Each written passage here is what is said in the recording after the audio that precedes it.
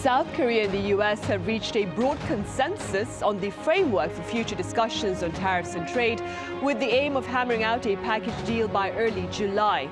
With more on Press Perspective today.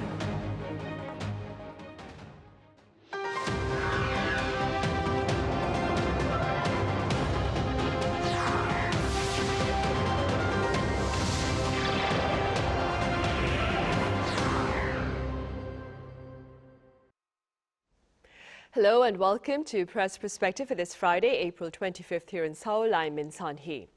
Top South Korean finance and trade officials sat down with the U.S. counterparts for talks on tariffs in Washington, D.C. on Thursday. And for details on those discussions and more, I have Ruy Valdes with Spanish news agency EFE Spain here in the studio. Ruy, welcome back. Nice to be here, Sun-hee. I also have Professor Oh Joon-seok at Sookmyung Women's University joining this session virtually. Professor Oh, as always, it's a pleasure to have you with us. Good to see you, Sunny. Right, we will start here in the studio. Ruy, let's begin with details about the 2+2 meeting between South Korea and the U.S. over in Washington, D.C. on Thursday. Yeah, we can say that these talks opened with urgency and an important deadline. Basically, what they came up with, first of all, the Minister of Finance and the Minister of Industry, Han Duck-soo, they met their counterparts of the U.S. and the main objective was to find a way to eliminate or get exemptions related to the reciprocal tariffs, but also the sectoral tariffs that were imposed to South Korea. The agenda, or what they reached, is that by July 8th, that is when the pause ends with, for these reciprocal tariffs, they will come up with something called the July package. And in this package, it will be like the result of negotiations that will take into account tariff and non-tariff measures, economic security, investment cooperation, and currency policy. This means that through this package, the main aim is, at least in the side of South Korea, is to get an exemption fully of both types of tariffs, not only one. So as we know, the post tariffs are the 25% reciprocal tariffs in different sectors, but there were also another ones that were already active in automobiles and auto parts. And the main concern that South Korea expressed was in the automotive industry. South Korea expressed that this sector is the one that costs them more economically, and they will try to focus the elaboration of this package in this sector too. Right. That being said, Professor, what were your takeaways from the 2+2 meeting between the U.S. and South Korea? The good news is Finance Minister Choi and Trade Minister An, you pronounced quite well, Han Duck-soo, sat down for talks finally in Washington with U.S. Treasury Secretary and U.S. Trade Representative. In two respects, I could find this importance of 2+2 talks. First, it's a start for the table setting of mutual trade and investment talks. As Mr. Ruy mentioned, the package deal. Technically, trade-related talks can be divided into two phases, consultation phase and negotiation phase. Consultation phase aims mainly at building and restoring trust processes and setting agendas to develop dialogue further. Then, under a given condition of fixed agendas, negotiation phase follows as a phase two. In this end, 2+2 talks was sending signal for the start of consultation, and then it will go further to the negotiation phase. To gain confidence from Washington, Seoul needs to pursue a bilateral trade balance and try to remove non-tariff barriers. It should drive home its contribution to the U.S. economy. As for agendas of so-called July package, we need to concentrate on the solution for a trade deficit, which might be balanced by investment surplus. Korea's U.S. investment amounted to 96.2% of its U.S. trade surplus annually, on average from 2017 to 2020. This can also be regarded as reinvestment of trade surplus in the U.S. From 2021 to 2024. The reinvestment portion reached up to 71.4%. Secondly, now comes the grand shift from WTO to White House. Ever since 1995, with the advent of WTO, multilateralism is the basic standard of international trade. Therefore, the WTO has been the center of economic diplomacy around the world, which President Trump really hated this situation long before and want to return to bilateralism or related parties, country-to-country basis negotiation. The United States has even posed contribution to the World Trade Organization as Trump's administration's ramp up effort to cut government spending. As time goes, the spotlight of economic diplomacy make a grand shift from WTO to White House. Right. And against that backdrop, acting President Han Duck-soo, prior to the actual 2+2 talks, spoke about the possibility of a win-win solution with regard to tariffs and trade. That being said, Ruy, what has been the broader response to the latest talks between Seoul and Washington? Right. This is when it gets a little bit tricky. So while there is optimism that these talks reach some kind of agreement, the problem is mainly that in June 3rd, we're going to celebrate presidential elections in South Korea, which means that whatever it is that was established in these talks could be at risk because we don't know what the new government will do, right, after this, and also we don't know the political turmoil that will precede the elections. So mostly the pundits are worried about that part. In the other hand, since right now South Korea has an interim government, they think that especially in energy and defense, it's going to be hard to deliver binding commitments because these are more sensitive sectors and you cannot make long-term agreements when the government is going to be changed really soon. No? So that's mainly the concern. And also there's a difference in tone. What they are interpreting is that the U.S. seems rushed in getting the agreement and building this package. But if you see, for example, the press release that was released today with the comments of Choi Sang-mok of the Ministry of Finance, it's very cautious, and it doesn't use the same language that the officers of U.S.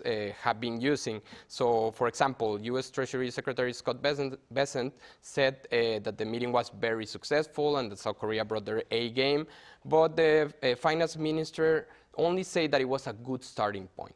So you can start comparing the way and the tone, and it does seem that there are some discrepancies there. So basically, there's little optimism, but there's also caution because of the presidential elections and other factors. Right, the uncertainty here with regard to the political arena. That being said, Professor Oh, what would you highlight as perhaps 3 immediate tasks for South Korea following these latest talks? Mm-hmm.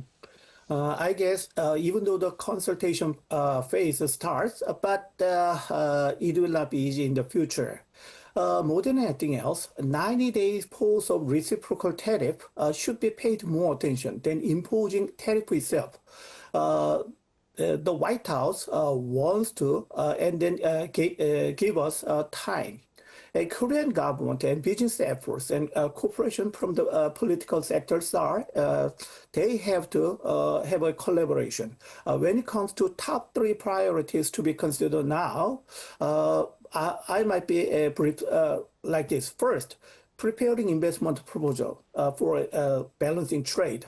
In this sense, Korea could offer to make investment in strategically infrastructure and technology to enhance the level of competitiveness, particularly in key sectors like semiconductors, as well as shipbuilding and LNG.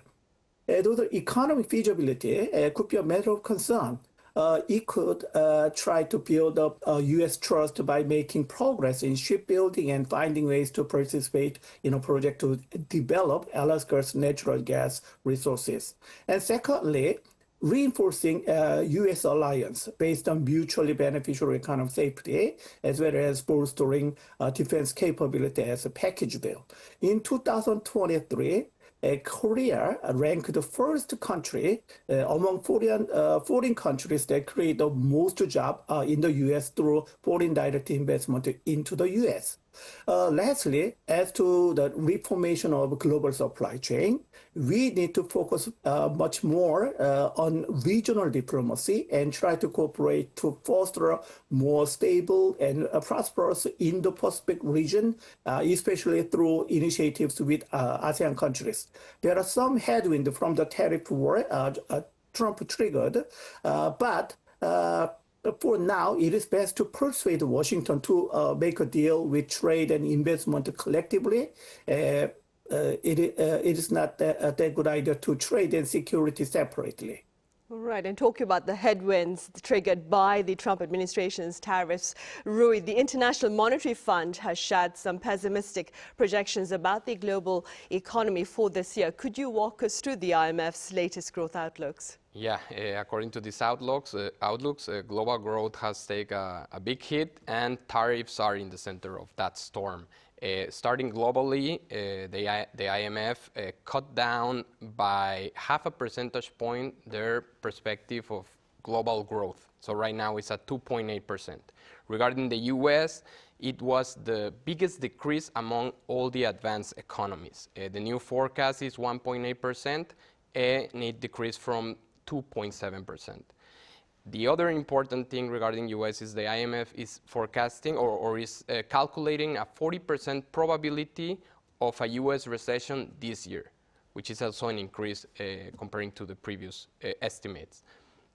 When we go to South Korea, it's also hit especially hard. This makes sense with what we have been discussing in other panels, that as expected, the economies that are more related to the supply chains connected to US are the ones that are going to suffer more, especially the ones that focus on exports like South Korea. So based on that, the IMF cut by 1 percentage point from 2 to 1% the perspective for yearly growth for this year for South Korea. And it names the reciprocal tariffs of Trump, plunging exports, and domestic political instability related with the impeachment of Yoon Suk-yeol. Still, the OECD and the Bank of Korea make a little bit more optimistic forecasts, around 1.5% of growth for this year, but some pundits say that those calculations might be a little bit too optimistic. Regarding China, surprisingly, and also in line with what we have been discussing, that China has a stronger domestic economy, which makes it a little bit less sensible to all this trade war that is going on right now. So it was cut, the perspective of growth, but from 4.6 to 4%, which is much less compared to the countries I just mentioned. And you can see the Eurozone was trimmed 0.8%, and the UK was downgraded to 1.1%. So in a final note, one of the IMF officers says that the region that is most vulnerable to all this trade war is actually the Asia-Pacific region. So he suggests countries like Japan and South Korea to reinforce their domestic economies or consumption, and also to favor intra-Asian trade instead of in other regions. Right, and staying on with that pessimistic tone, Ruy, I believe findings back on Thursday showed the Korean economy contracted the first quarter of this year. What have pundits been saying about the causes of this particular contraction? Exactly. So the new result, or the recent result, is that the BOK revealed that South Korea economy contracted by 0.2% quarter to quarter and 0.1% compared to the first quarter of last year. The causes that the pundits are pointing out are political instability related also to the recent impeachment of Yoon Suk-yeol and all the turmoil that came with it, the weakening of domestic demand, construction and investment slowdowns, and of course tariff uncertainty and export woes because of this. So this also follows in the line of what we have talked with of the concerns of the IMF. One of the main points is that the policies related to tariffs imposed by the US, they have been creating such an uncertainty that it's very hard to forecast what's going to happen, so you cannot give optimistic views about it, and especially, as we mentioned, in an economy, in an export-led economy like South Korea. And finally, an interesting note is also the unexpected shock caused by the fires in South Korea. The recent fires is mainly in Gyeongsangbuk-do that because of the scale of these fires and because of the cost of recovery of all this land that was destroyed. So with all those things taken into account, they think that that's why the first quarter resulted in a contraction. Right, a number of domestic challenges then. Professor, exports for the first 20 days of April fell on year, according to the latest findings. Could you share with us a bit more details about this particular decline in exports? And is this trend, Professor, likely to continue? And if that is the case, what can Korea do to ease it? Yes, it's likely to continue for the time being, even though seasonality pattern of trade being considered, it's very apparent that tariff impact put Korean economy at risk of negative growth in the first quarter. 20 days of April declined by 5.2% compared to the same period of last year. The decline in export came after Trump enacted 25% tariff on aluminum, steel, and auto imports. Car, steel, and other type of shipment fell 6.5% and 8.7%. Overall export from Korea to the U.S. declined by 14.3% from that of last year. A shipment to China, top trading partner of South Korea, climbed 7.6% to $7.64 billion US dollars.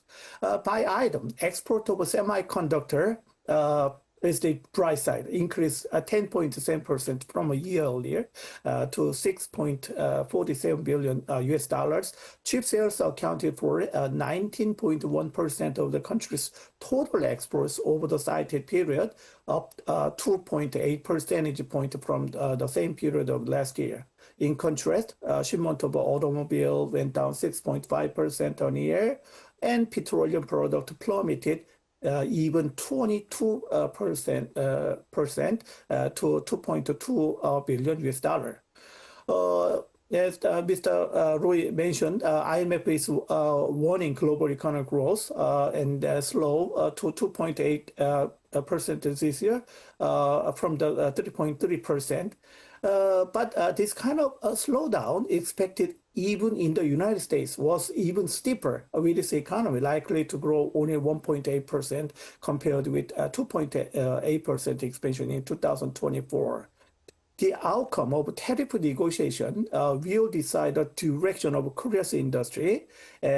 So, in a way, to injecting domestic fuel, that we have to prepare for the emergency plan. Rather than expanding fiscal policy, we have to think about contracting fiscal policy, and that we have to make a fine-tune of interest rate setting. Even in a series of President Trump's exposed his intention to link tariff to security, it's been a kind of a waiting game to see just how much they will impact the global economy. So for the time being, there is no treatment to recover this kind of negative trend. So we have no other choice but to wait and see. I see. We'll just have to wait and see then. Meanwhile, then, Ruy, moving forward, a number of foreign outlets, and I'm not sure if the Spanish media outlet also covered this particular story, but there are a number of foreign media outlets in the West, meaning the US and the UK. They're citing a Korean daily for its report about China asking at least 2 South Korean transformer manufacturers, I believe, not to supply products containing Chinese-sourced rare earth metals to US defense companies. Could you tell us a bit more about this particular coverage? Right. It seems Korea is again the shrimp between the whales, right? So what's happening is that with this trade war between US and China, apparently, according to the Korea Economic Daily, China sent letters to different industries warning them that they should not export products with rare earths that were coming from China, and do not export to the US, to specifically US defense contractors. The targeted sectors by China were electric vehicles, batteries, displays, aerospace, and others. And still, from the authorities, they have not been like an official confirmation of these letters, so we have to take that into account. But as the day passes, and from the sources that are read in these articles, it does seem that some industries got these letters warning of possible sanctions if they export these products with rare earths. And why is this big? Because the defense sector in US really need this for different things, like a high-tech defense products or weaponry. And the stock that the US has in rare earths is not sufficient for a long-term basis. So they do need to get these imports for them somehow. South Korea does have a big stock of these rare earths, and that's why the US is very interested on getting them. But if China does apply this, and there's still, the article mentions that there are even fears that there's a full sanction of these exports, this could be a major blow for a US defense sector. Right, and keeping in mind what Ruy has just said, Professor Oh, how should South Korea seek to respond to the rivalry between the US and China? That's a million-dollar question, of course. What he just said, balanced economic diplomacy is the answer. In retrospect, from my experience in international trade and trade diplomacy, this kind of action from Chinese government is very, very rare. We know that China produces around 90% of the world rare earths, a group of 17 elements, and the US has some rare earths, but not enough to supply its defense contractors. Chinese companies were only allowed to export the rare earths material if they obtained the special export license, which take 45 days to receive. Beijing very rarely has asked Korean company to cease exporting product containing Chinese originated heavy rare earth metal to U.S. defense firms, warning that Seoul could face sanctions. And then I don't know how to interpret this kind of a signal, but the warning marks the first time Beijing has taken formal measures to control export from non-American companies. The anticipated intensification of U.S.-China competition might be very, very apparent. And then to address new foreign policy opportunity and diplomatic challenge between Seoul, Beijing, and Washington in light of shifting domestic politics and geopolitical tensions, we have to make some kind of project to collaborate among these three parties. After racking my brain, I could draw down there's some kind of a project Seoul can afford to suggest a certain level of incentive-compatible cooperation, particularly in the field such as climate change, public health, and mitigating the production and trafficking of narcotics like fentanyl. Amid this, Korea sticks to keep balance while diplomatic engagement between China and U.S. leaders are anticipated to persist even during the period of bilateral turbulences. Right, Professor, thank you so much for taking time to come up with that response then. I'm afraid that's all the time we have. Thank you so much for your insights as always, Professor Oh. And here in the studio, Ruy, thank you very much for your time and your thoughts. Thank you very much. Right, well, that ends this week's editions of Press Perspective. Thank you for watching. Have a great weekend. See you same time next Monday.